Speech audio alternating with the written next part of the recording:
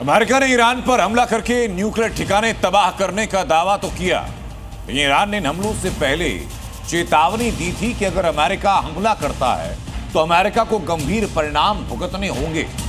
इस चेतावनी के साथ सीरिया में अमेरिकी एयरबेस पर हमले शुरू हुए। ईरान ने अमेरिका को धमकी भी दी कि वो अपने स्लीपर सेल भी एक्टिव करेगा जो अमेरिका में आतंकी हमले करने में सक्षम है। तो सवाल है कि क्या ईरान अमेरिका से बदला लेने की तैयारी पूरी कर चुका है और इस बदले की कीमत अमेरिका कितनी चुकाएगा? इस रिपोर्ट में जरा देखिए।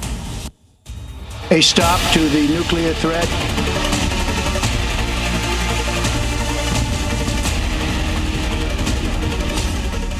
अमेरिका से बदला लेगा ईरान, सीरिया में यूएस बेस पर अटैक शुरू।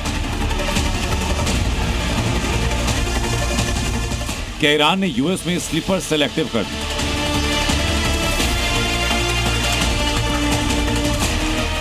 अमेरिकी हमले में न्यूक्लियर साइट तबाह होने के बाद अब ईरान के निशाने पर सिर्फ इजराइल नहीं बल्कि अमेरिका भी है। ईरान इजराइल से तो डायरेक्ट लड़ रहा है, लेकिन इंटेलिजेंस रिपोर्ट की माने तो अमेरिका के खिलाफ अब ईरान के स्लीपर सेल भी लड़ेंगे जो अमेरिका में आतंकी हमले करेंगे, क्योंकि ईरान को शक था कि इजराइल से जंग हुई तो अमेरिका बीच में जरूर आएगा, क्योंकि इजराइल अकेले ईरान को मात नहीं दे पाएगा, बल्कि ईरान की बैलिस्टिक मिसाइल इजराइल को भारी नुकसान पहुंचाएंगी। इसी वजह से ईरान ने G7 की बैठक में अमेरिका को संदेश पहुंचा दिया था कि अगर ट्रंप ईरान पर अटैक करते हैं तो वो अमेरिका में अपने स्लीपर सेल एक्टिव कर देगी। अगर अमेरिका ईरान के न्यूक्लियर ठिकानों पर लगातार हमला करेगा तो ईरान अमेरिका में स्लीपर सेल एक्टिव करेगा, जिससे आतंकवादी हमले कराए जा सकेंगे। ये मैसेज पिछले हफ्ते कनाडा में G7 एक मध्यस्थ के जरिए ट्रंप तक पहुंचा, जहां से ट्रंप 16 जून को दिल्ली चले गए थे, जिसमें 2 अमेरिकी अधिकारी और एक व्यक्ति शामिल हैं जिसे इस खतरे की जानकारी। धमकियों चेतावनियों के बीच सीरिया में अमेरिकी बेस पर हमले किए। ईरानी मीडिया रिपोर्ट से बताया गया कि सीरिया से हसाका में अमेरिकी बेस पर सैन्य अड्डे पर मोर्टार हमला किया गया।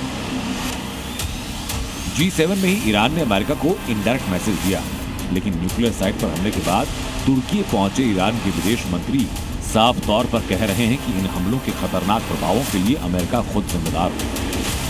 विदेश मंत्री अरागची ने कहा कि युद्ध के अनुवाद में अराजक अमेरिका प्रशासन का ये हमला अमेरिका में खतरनाक और दूरगामी प्रभाव डालेगा, जिसके लिए जिम्मेदार ट्रंप प्रशासन होगा।